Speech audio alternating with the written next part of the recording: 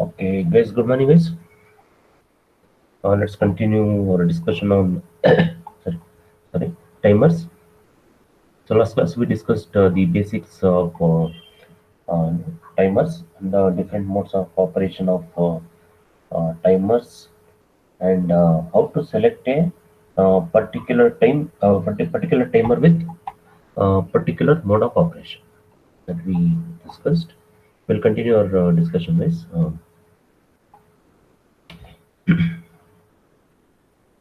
That is key. Yeah, yeah. Just give me a second. Second. This is okay.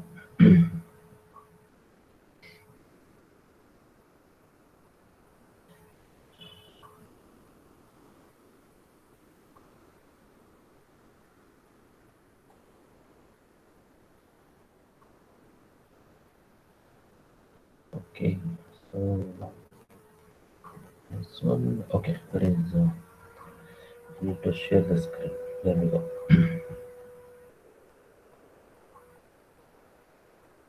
Share.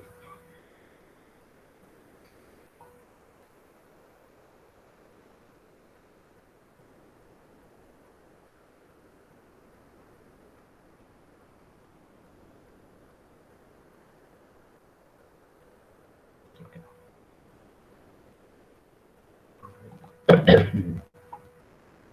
Okay. Fine. Here we go. The T4. Okay.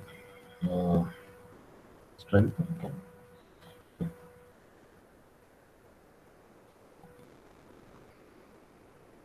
Okay. Um,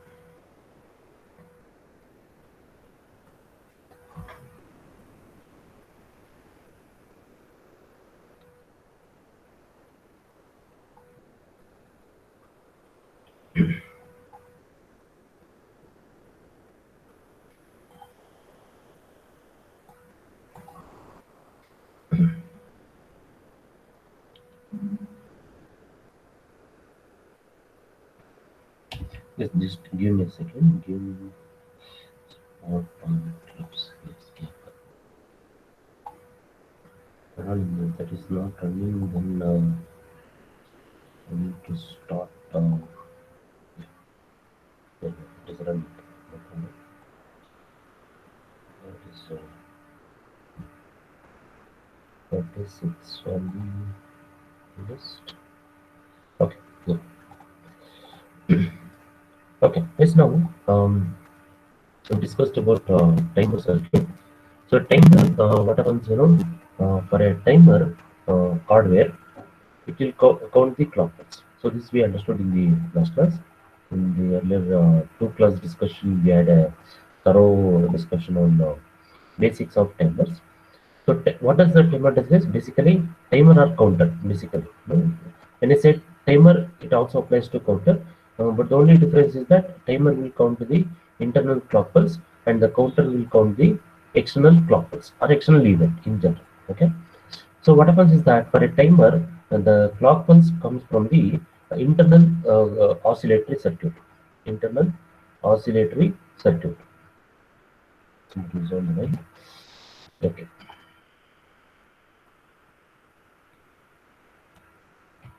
Okay. Internal oscillatory circuit. Okay, so this will generate the clock pulses.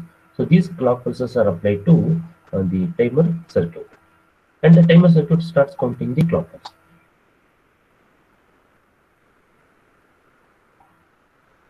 Okay,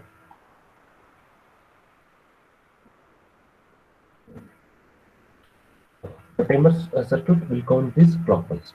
The question is, what should be the frequency of this, uh, clock pulse? Because we have understood that the oscillator, see, guys, what happens, let us say this is the complete 8051 microcontroller, okay, 8051 microcontroller. To this, external oscillators are connected. Last class I showed the diagram, okay. To this, this just a second, yes, give me a second. That, just a second.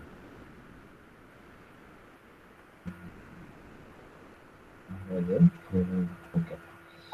here we have the pick in the manual, that Array-Bata board picture in the manual. I'll show you that the crystal oscillator. So this crystal oscillator will be connected external to the microcontroller. So one of the crystal oscillator we have already come across, in our ADC lab we have studied the signal generation or oscillator circuit using crystal oscillators. Okay. Okay. Just somebody online. Okay. Yes. Here we go. So that crystal oscillator generates the oscillations along with the, of course, amplifier. That is a transistor in the case. This is something like this. This picture I thought it was a little bigger, than what we could see in the website.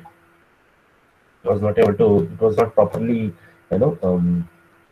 It was not clear, the picture. So in this picture we can see this is Aryabhatta board. Of course, this is known as a Aryabhatta 8051 development board. Aryabhatta 8051 development board. This we are going to use in our laboratory. Next semester you'll have a microcontroller laboratory. In that we make use of this board. Yesterday I was showing you, that website robo.in. This board is available in robo.in. Of course, if you go to other websites, you may find similar boards, not Aryabhatta board, of course, similar boards at a lesser price possible. In Espirot, of course, you will definitely get for lesser price, but um, the driver softwares are different, and this Aryabhatta board is quite comfortable in terms of programming. So that's why we prefer Aryabhatta board for our laboratory purpose. Okay. So in this Aryabhatta board, we can see that there is a what is known as crystal. Of course, we can find two crystal oscillators, of course. Okay. Here also the frequency is not clearly visible. It is actually printed on the crystal oscillator, just like we had one crystal oscillator experiment in our second semester. Sorry, in the previous semester, there is a ADC laboratory. Okay. In that also 2 megahertz crystal oscillator was used. Okay. In this case, 11.0592 megahertz crystal oscillator is used. Okay. This crystal oscillator will generate oscillations at a frequency of 11.0592 megahertz. The question here is why it is 11.0592 megahertz. It could have been 11 or it could have been 12. Okay, all that is possible. All that questions are quite obvious. The point is, for 8051 based microcontroller, the frequency range can anywhere be between 10 megahertz to 30 megahertz. Anywhere between 10 megahertz to 30 megahertz. Okay.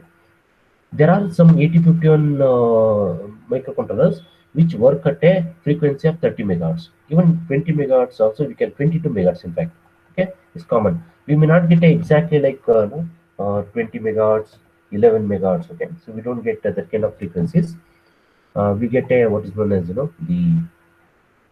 this some arbitrary numbers. We don't get exactly 20 megahertz or 30 megahertz kind of frequencies. So 22 megahertz controllers are common. Other controllers which are commonly used is 11.0 controller with crystal frequency of 11.0.2 megahertz. Okay, so this crystal generates oscillations at 11.0.2 megahertz. Since 8051 microcontroller, in this case you can see this board. This board consists of a microcontroller which is called as 8089S52. Okay, so there's a version of the microcontroller. Of course, it is 8051 microcontroller. It is not some other microcontroller. It is a 8-bit controller, but number is different. 8089S52. 8089S52. Okay, so this microcontroller also runs with a frequency of 11.059 megahertz. This microcontroller is a digital IC. Okay, so digital IC cannot contain crystal oscillator inside it, because say, digital IC is made of transistors, especially it is made of MOSFET transistors. Okay, so definitely all these are though analog at construction level, but operation is at the digital level. Okay, so zeros and ones. So So this oscillator cannot be made part of the this 8051 microcontroller. Okay, so thereby what happens is that this oscillator is external to the microcontroller. This generates oscillation, that is sinusoidal signals at a rate of 11.0592 megahertz, which will be converted into clock pulses. Okay, so these will be ultimately converted into clock pulses at a rate of 11.0592 megahertz. 0.92 megahertz. Okay, so now what is the point here is that for a timer circuit, what we are discussing now, for this timer circuit, what should be the frequency of the input clock pulse? Can we apply the frequency at 11.0592 megahertz or some other frequency? Okay. Now, guess what we understand from this frequency term is that, let us say, for example, this is the clock pulse. This is the time period of one clock pulse, for example. Okay, time period of one clock pulse. Now, if time period is more, frequency is lesser. Very simple, correct? Because there is no say proportion. Time period is lesser indicates frequency more. Now, what is the basic purpose of timer? The basic intention of making use of timers to generate what is known as a delay. To generate what is known as a delay. Okay, delay means delay in the sense waiting period. I mean, I need to second. Last class we discussed. We need to we need to generate 5 second delay. Screen turn off time, for example. Okay, if there is a delay. Delay means more time. We need to generate some random time sequence after which a particular action will take up. Will be taken by the microcontroller. Particular action will be executed. Particular task will be executed. So thereby, for that purpose, this frequency, which is around 11.052 megahertz, has to be reduced. So that as the frequency decreases, time period increases. We need more time. I mean, what would have been other possibility if the frequency is increased? Okay, time period becomes less. Time period becomes less means we need to count more number of clock pulses to generate the delay. More number of clock pulses to generate the delay. Whereas if the time period of a single clock pulse increases, okay, for example, if it is something like this, we can count less number of clock pulses to generate the delay. Okay, so thereby, what happens in for the crystal oscillatory frequency is that this crystal oscillatory frequency will be divided by some factor. Okay, this factor depends on the controller to controller. Not in all the controller we find the same division factor. After dividing the crystal oscillatory frequency, whatever the frequency we get, that will be applied as a input to the timer circuit, and the timer will count the clock pulse at the rate at which the clock pulses are generated after dividing the crystal oscillatory frequency. Okay, let us look into this. So based on our understanding now, okay, there is crystal oscillatory frequency is divided by some factor to increase the time period, so that that can be used to generate the delay. Our ultimate intention here is to generate the delay. Okay, in 8051 microcontroller, the crystal oscillator frequency it is around 11.0592 megahertz. This crystal oscillator frequency will be divided by 12 when timer mode is selected. Okay, when timer mode, because when now when the counter mode is selected, what should be the case is when counter mode is selected, the clock source is external device. That is switch. Last class we discussed it may be a switch. It may not be. It may be external oscillatory circuit. So now this external oscillatory circuit will be applied to the counter circuit. That's the same timer circuit. Then the timer acts as a counter. So for that there is no limitation. There is no division factor. Okay, the oscillators external clock pulses are directly applied. The counter will count the external clock pulses. Okay, but when the timer is configured as a timer in the TMOD register to count the internal clock pulse, microcontroller will divide the oscillatory frequency by 12 to generate a frequency of 921.6 megahertz, and the clock pulse which are applied to the timer hardware will be at a rate of Okay, the clock pulses which are applied to timer hardware will have a frequency of 921.6 megahertz. If the frequency is 921.6 megahertz, what is the time period? Inverse of that. That is 1 by 921.6 megahertz. It's around 1.085 microseconds. Okay. Time period will be 1.085 microseconds. That means after division by 12, the whatever the clock pulse is generated, that clock pulse will have a time period of 1.085 microseconds. 1.085 microseconds. Okay.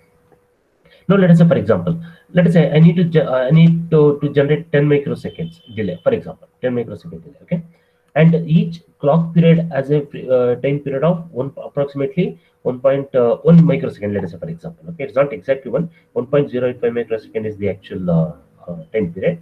Okay, let us assume for understanding purpose, time period is approximately 1 microsecond delay. 1 microsecond, time period is 1 microsecond. I need to generate 10 microseconds.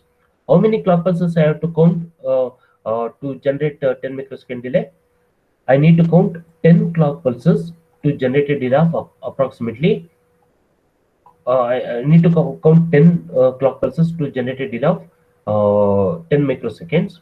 Okay, where each clock pulse has a time period of 1.085 microseconds. That's all it is. Okay. So that is the frequency of the clock pulses applied to the timer hardware. Okay, so this is the the okay, this we discussed gate control. Okay, let's first we'll start discussion. We'll start our discussion with the mode one operation. Okay, we'll look into in little more detail.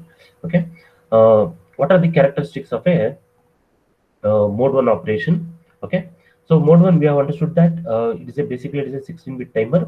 That means all the 16 bits of a timers are used to count the clock pulses, and hence we can achieve large number of count. We can go up to decimal 65,536 number of clock pulses. So the initial count is 0000 always. Of course, we can change this, not always. We can change this, of course. So from here to there is 0000 to FFFFH, we can count, and the then we can, when it reaches the final count of FFFH, we'll say that the final count has the timer has reached the final count, which generates the required delay. Okay, just now, yes, just a second. 49 on the list. Yes, many are not attending now on the section. Attendance will be a problem. That is the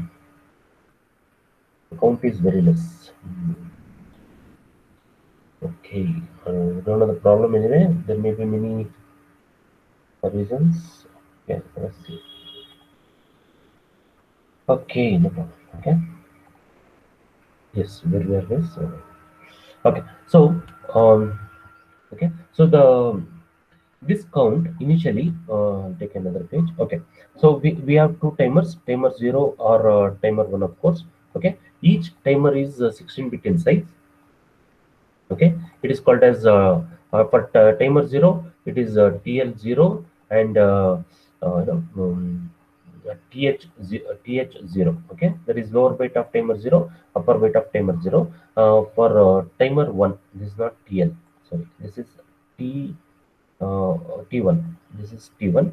Okay, it will be TL1 or TH1. TH1. Okay, so this is the lower byte of the timer, and this is the upper byte of the timer. Upper byte of the timer. Okay, so initially the count will be 0000 because it is a 16-bit timer. Okay, 00 represents 4-bit binary numbers. Okay, so on the application of clock pulse, the count increases. This count goes on like this. Okay, on the this count continues like this. So on the application of clock pulse, the final count will be FFH. Okay, and on the application of next clock pulse, the counter will reset back to 0000 in case of mode 1 operation. In case of mode 1 operation. In case of mode 1 operation. Okay. So what we have to understand is the lower byte of the timer is 8-bit in size. Okay, this just a second, somebody's on the line.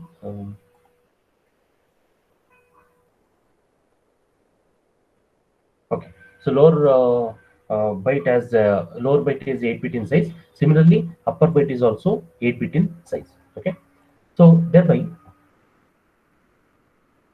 yeah. Okay, so that is called as TH and TL. There is a timer higher byte and timer lower byte. Okay, so initial value is loaded to these timers. Okay, for example, as we discussed in the last class, let us say now let us will be able to better understand with respect to time instant. Now, let us say for example, each clock pulse applied to the timer. Okay, each clock pulse applied to the timer has a time period of approximately 1.085 microseconds. This just now we understood. So this is the time period of one clock pulse. Okay. Now let us say the timer in mode 1 operation counts total of 65,536 clock pulse. Okay. Total it counts total number of clock pulses it can count is 65,536 number of clock pulse. If each clock pulse time period is approximately 1.085 microseconds, what is the delay generated after counting 65,536 clock pulse? Why 65,536 clock pulse? Because the count will go from 0000 up to FFFFH. Okay, so the total delay will be 1.085 microseconds. That is the time period of one clock pulse into number of clock pulse counted is 65,536. Okay, uh, let us it's actually 67 milliseconds.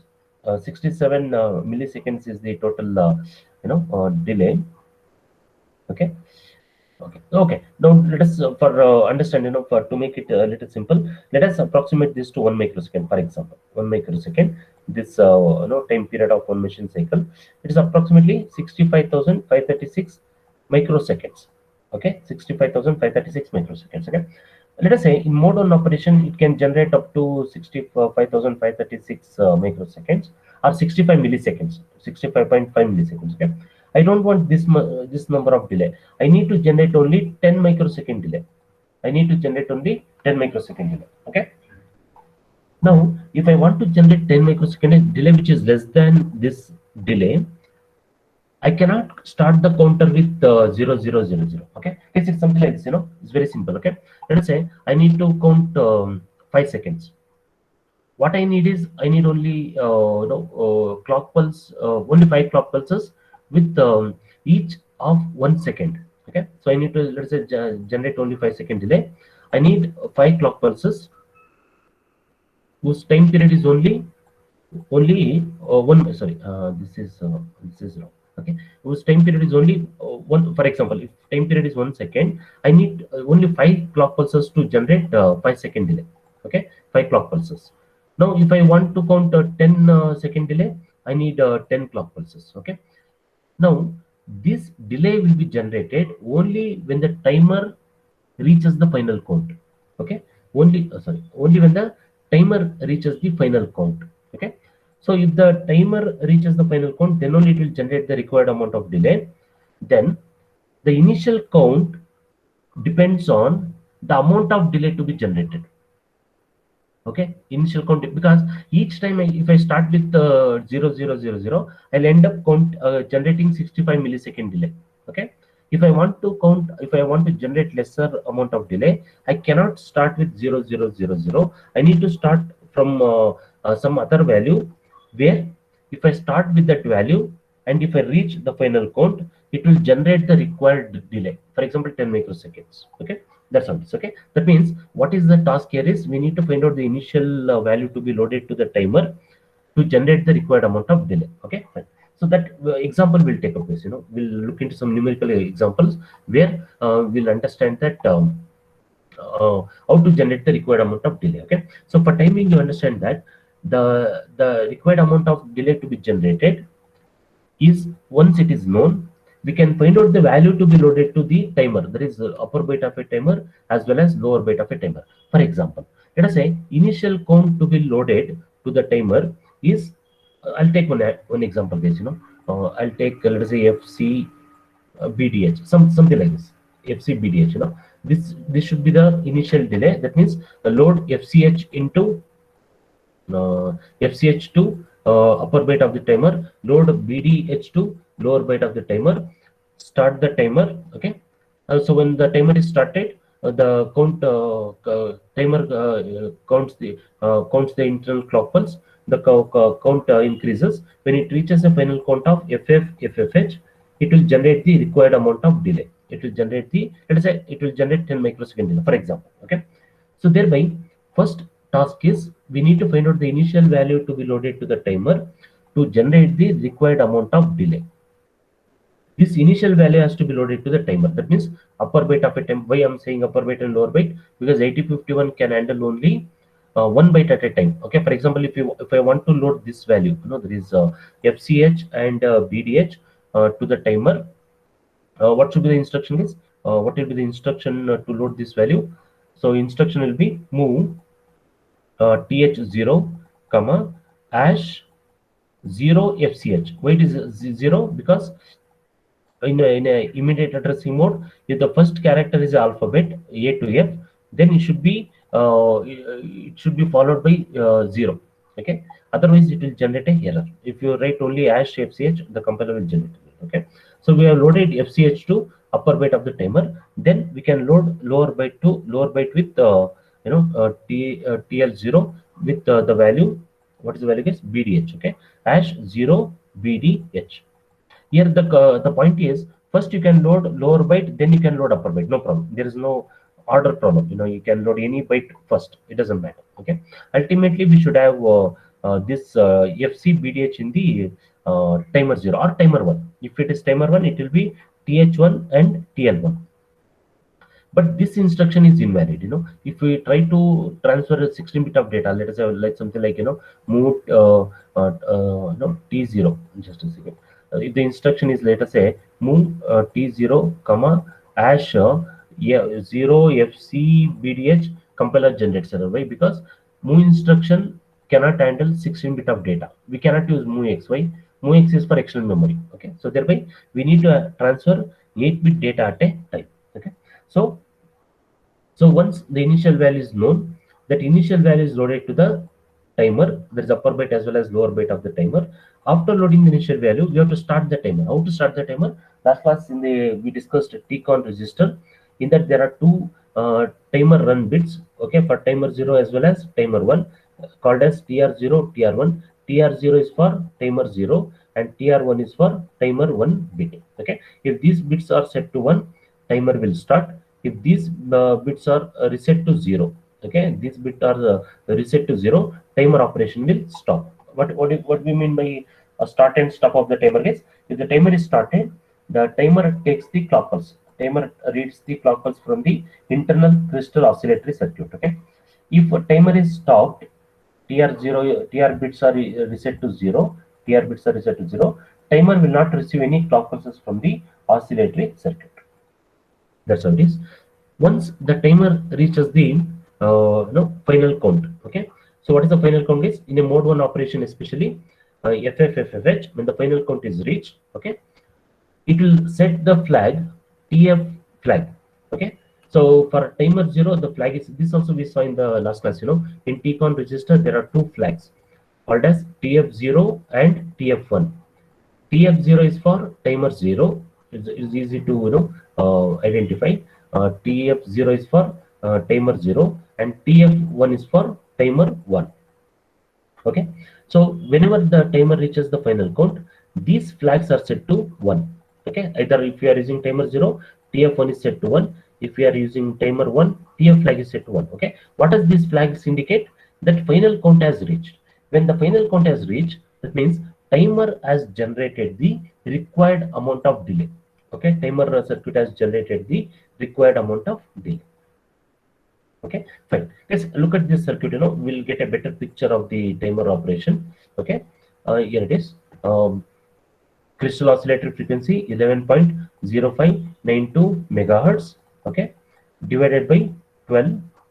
Okay, when the mode is timer mode, this is very important. Okay, not in counter mode. This is when in timer mode. Okay, so when divided by 12, the frequency of the resultant signal is 921.6 kilohertz. 921.6 6 kilohertz because frequency is divided. That means time period has increased. Time period has time period of the crystal no the sorry oscillatory output is increased by at least 12 factor. Okay, and timer run bit, timer either 0 tr0 or tr1. Okay, if they are set to 1, okay, these oscillatory signals and operation indicate this when these bits are set to 1, the when the clock pulse occurs, that is when the clock pulse is high, the signals are passed to the timer hardware starting from the initial count, whatever it is, either 00, sorry, 0, okay, starting from the initial count 0000 on the application of clock pulse. So whenever the first clock pulse comes, it will increment, the timer increments by 1. Second clock pulse, timer increments by 1. So this continues till it reaches the final count of FFH. When it reaches final count of FFH, the flag is set to 1, which is called as a overflow flag. Why it is overflow? What is overflow indicates here? Timer operation. Okay, that means the timer has overflow. That means the required amount of delay is generated. Okay, after this flag is set to 1, we have to observe, we have to continuously monitor the flag.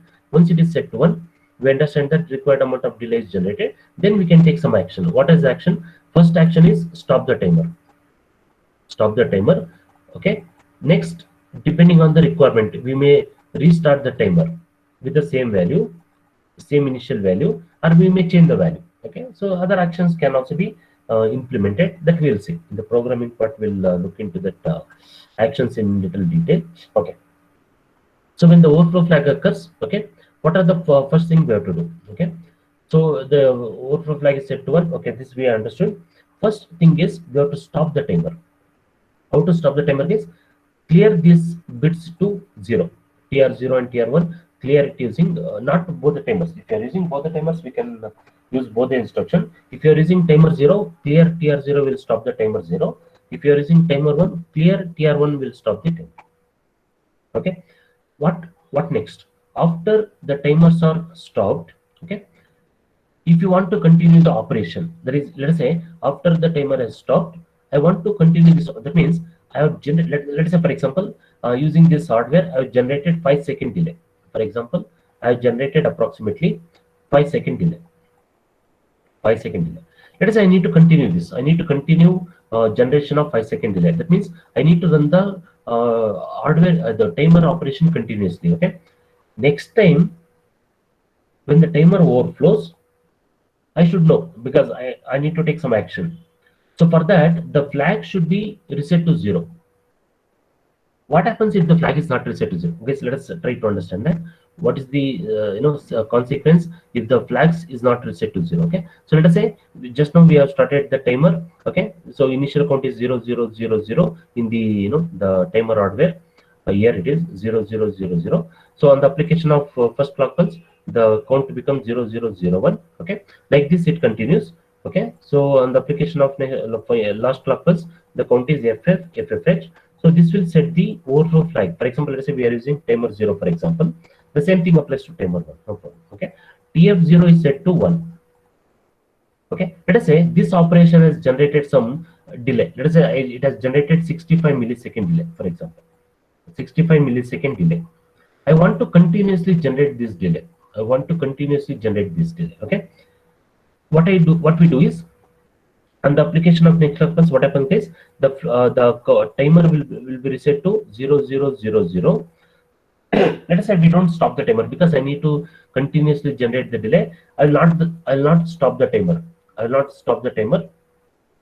continue to run the timer. Okay, so I'll continue to run the timer. When I continue to run the timer continues. Okay, but what happens is that next, say this will generate 65 millisecond delay, for example, approximately 65 millisecond delay.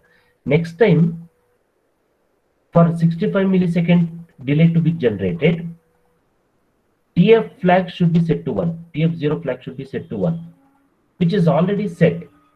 So thereby, what happens is that once this overflow occurs, this overflow condition will set the flag to 1. On the application of next clock pulse, the count becomes 0001.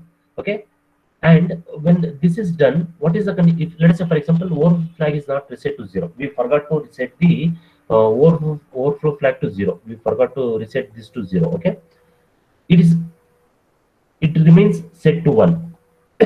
What does the compiler or microcontroller thinks that it has generated 65 millisecond delay, but no, it has not generated. Okay, first of all, it has not counted 65,536 clock pulses, it has counted only one clock pulse. Okay, so it will generate delays, thinking that it has generated 65 millisecond delay, and it will come out of the program. I mean, it thinks that it has generated required amount of delay. Okay, so thereby, in this kind of situation where continuous delay to be generated, this flag should be reset to 0 before the timer operation is continued. Otherwise, it will give a wrong delay. Why? Because the flag is set to 1. For every clock pulse, it thinks that flag is set to 1 and it has generated the required amount of delay, which is wrong, wrong convention. It's not a correct method. It will give a erroneous delay. Okay, so thereby, next important step is after stopping the timer, the overflow flag should be reset to 0.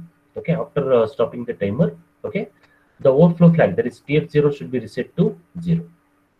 Okay, and we can load the timer with the initial value if it is something else, and we can start the timer to generate the required amount of data. Very simple. Okay, it's fine. Okay, so next is, this is the same operation. This this is the same picture is repeated here again. Okay, the same picture is repeated here, but okay, yes, let us look into an example. No, so to generate the time delay, first we have understood that okay, what is the first steps in programming? These are the operations involved in mode 1 operation. When we write the program for timer, what is the different procedure, different steps to be followed? Okay, the first important step is we have to select timer and mode of operation. Okay, we have to select timer and mode of operation, and mode of course other things like how to start the timer, using gate bit, external method or internal method, programming method of starting the timer, that also we have to decide. Okay, so to select all these conditions, tmod value has to be set to appropriate correct value, so to select timer and different mode of operation. Okay, so which so tmod value indicates which timer is selected and which mode of operation is selected.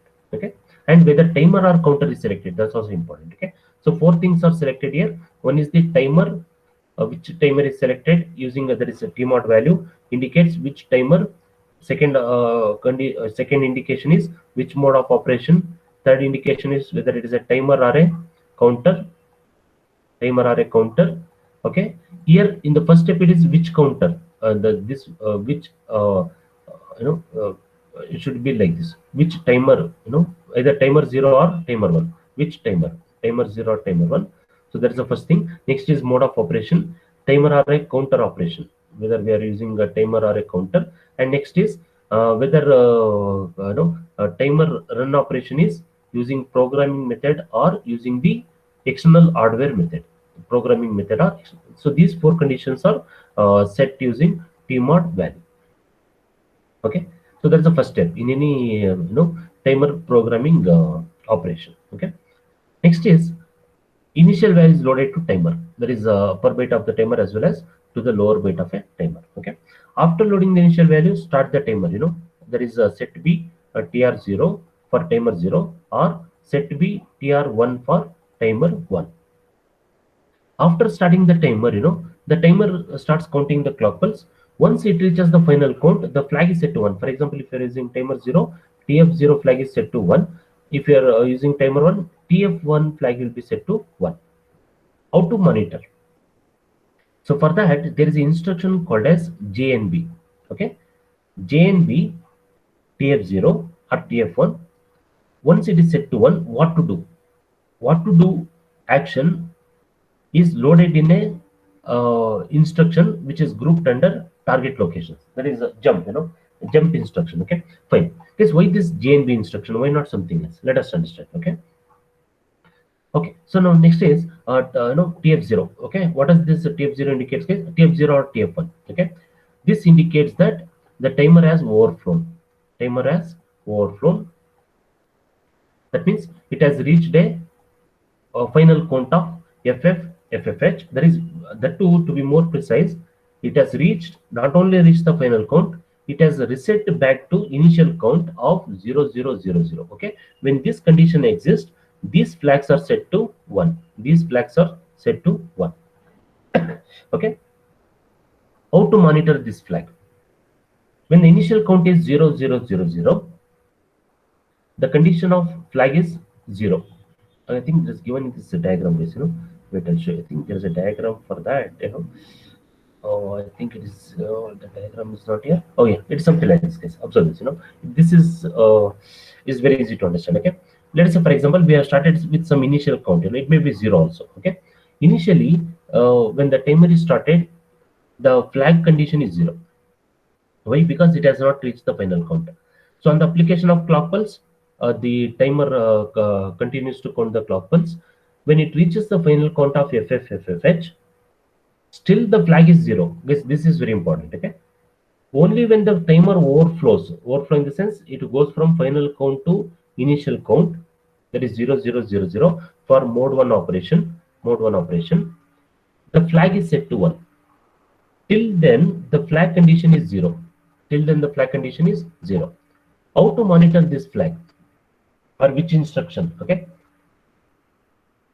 For this, okay.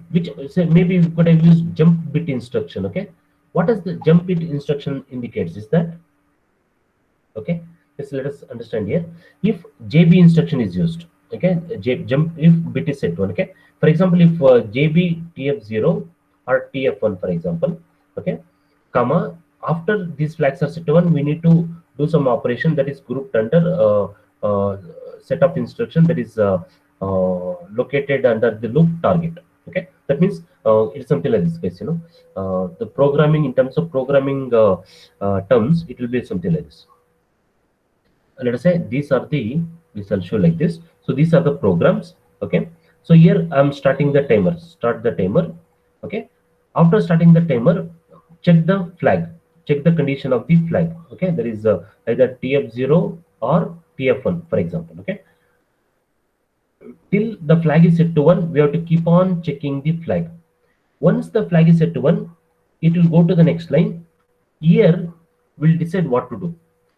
Here only we may do some action, some operation, or we may jump to some other location where the action has to be performed whenever this condition is set to 1, whenever the overflow flag is set to 1. Okay, so this is grouped under what is known as target. These instructions are grouped under what is known as target. Okay, so target, that is loop instruction, loop label. Okay, fine. Which instruction to use, whether it is JB or JNB? Let us see why we cannot use JB. What JB instruction says is jump if bit is set to 1. Okay, it will check the bit condition.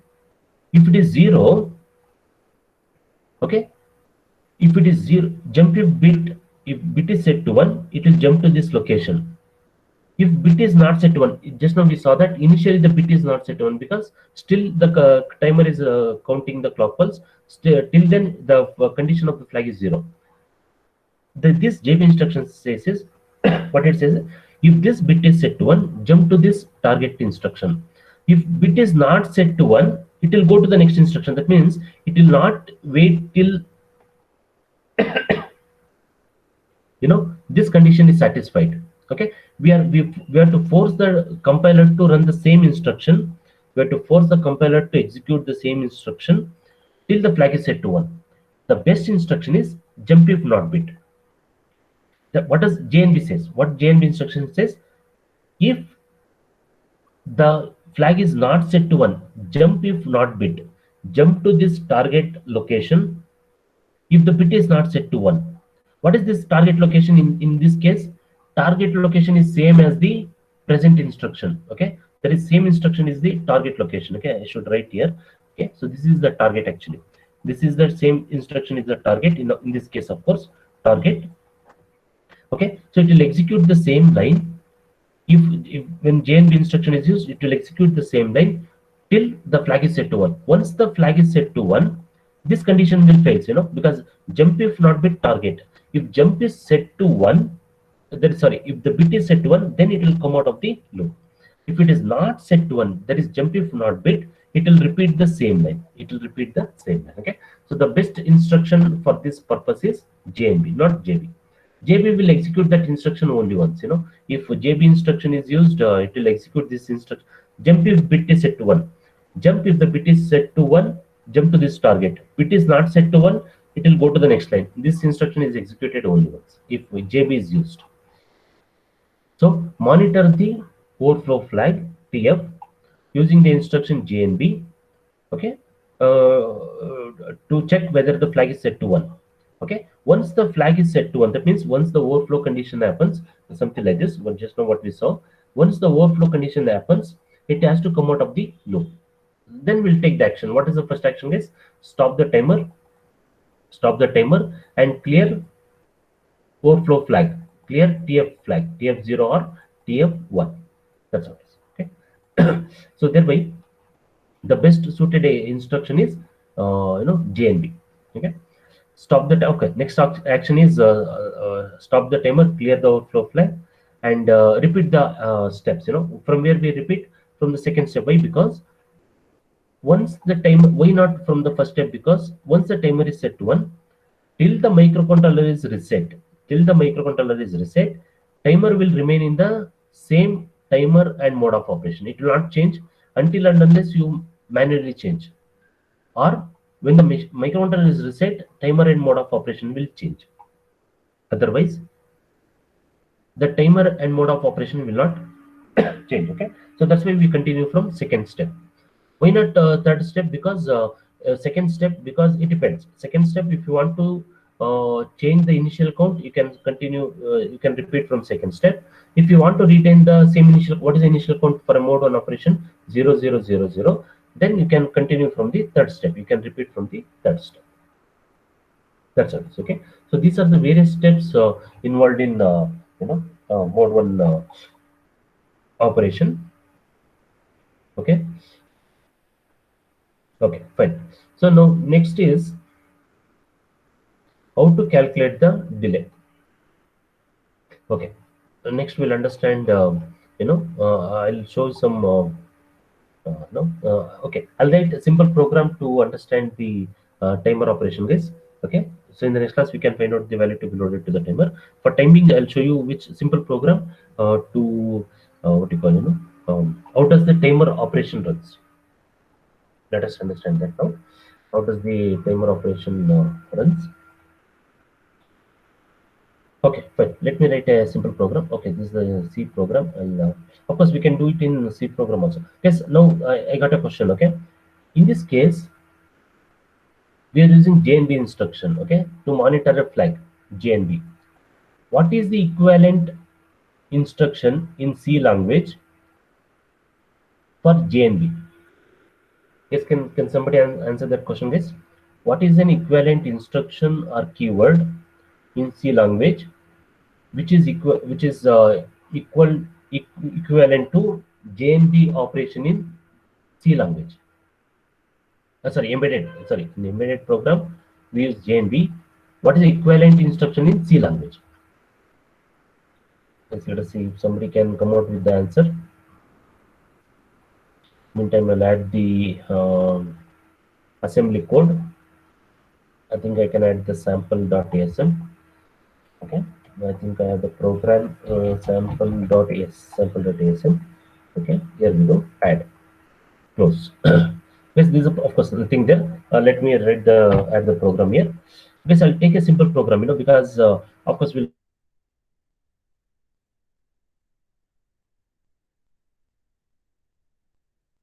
program here. Again, this somehow I'm not comfortable with this. I don't know why. Comments distract me. So let me remove the comment first. Okay. Okay, of course we'll discuss what's happening in the program. No problem. That's not an issue. Okay. Yes. Now tmod. First, what is the first step? Is in any timer. Of course, there is the end statement missing. compiler will have a warning. It will give warning. Okay.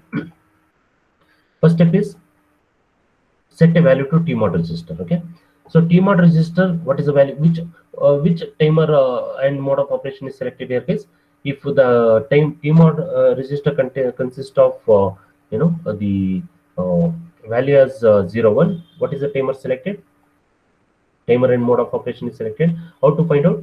This is the tmod register. The value in tmod register is 00000001. That means it has selected, so this is for timer 1, this is for timer 0. So it has selected timer 0 in mode 1 operation. It has selected timer 0 in mode 1 operation. It is selected timer, not the counter. Why? Because ct bar bit is 0. Okay, if ct bar bit is 0, it has selected timer 0 in mode 1 operation. Yes, if you observe the other 4 bits, it looks like timer 1 is selected in mode 0 operation. That's also true. See, if all the bits are 0, this is interesting. If all the bits of a tmod register is 0, which timer and which mode of operation is selected is timer 0 in mode 0 operation, timer 1 in mode 0 operation. This is true. Okay, but we load, though timer 1 is selected in mode 0 operation, we load value to timer 0, not to timer 1, though timer 1 is also selected. Okay, that's how it is. Okay, so timer 0 in mode 1 operation is selected, timer 0 in mode 1. Okay, since, see, it should not happen like we select timer 0 and here we load value to timer 1, then it's a problem.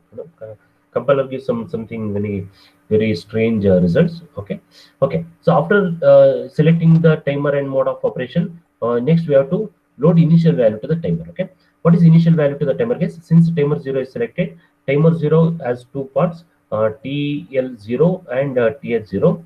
In this case, the author has taken simple example. TH is FFH and TL0 is F2H to run the timer faster. So on the application of clock pulse, next count becomes FF F3H. Next clock pulse FF F4H. Okay, like this it continues till it reaches the final count of FF FFH. Okay, on the application of next clock pulse, timer overflow into 0000. And when this happens, TF0 is set to 1. TF0 will be set to 1. Okay, that's what it is. Okay, that should happen. That we have to monitor now. Okay, so how to monitor? I mean, how do we know whether it is generating the delay? Okay, so for that we are using some bit P1.5. This P1.5 will be toggled. Okay, whenever the timer overflows. Okay, for example, here the timer is started with FF F2H. Okay, clock pulse is applied. It will reach the final count FF FFH.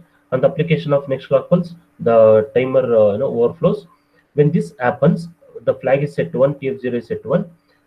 Once this it is set to 1, the timer, we have not started the timer. It's not a complete program. I'll write the complete program. Okay, this bit is, this P1.5 is complemented. Complemented means if it is initially 0, it is set to 1 and timer is started again. When it is set to 1, timer is started. So it will generate some delay. Again, it is complemented. Okay, again timer is started, it will generate some delay. Like this it continues. Okay, so on P1.5 we can measure this delay. Delay means the time taken by the timer to go from some initial count to final count. What is the delay generated? That we cannot observe without any bit. Okay, so I mean, we cannot, we don't have any other method to observe this delay. So for that we make use of one bit, port bit, which is toggled to measure the delay. Okay, and after okay, as I said, the program is not complete, we have to start the timer. Okay, this operation is continued. Okay, so I'll take some other this is already 10. No, oh, it's not a complete program anyway. So this is the second part of the program. I wanted to, okay, I'll simplify this program. Of course, let us not use any delay subroutine for time being. Of course, timer will have delay subroutine, no doubt. Here it is. Okay. Okay. Okay, fine. Here we go. Okay. So timer operation is loaded in the what you call delay subroutine. I'll remove this as a I'll remove this. What we are doing is we are calling a subroutine called as delay subroutine. Then you can give any name. There is no restriction for this name delay. You can give any name. Any name is possible. Okay. This before this, I think uh, we can make it simple without any. Um, okay, fine. I guess let me do this. What I do is uh, yeah. For timing, I'll not use any delay. I don't know what you call delay subroutine. Let us straight away start the program. Okay.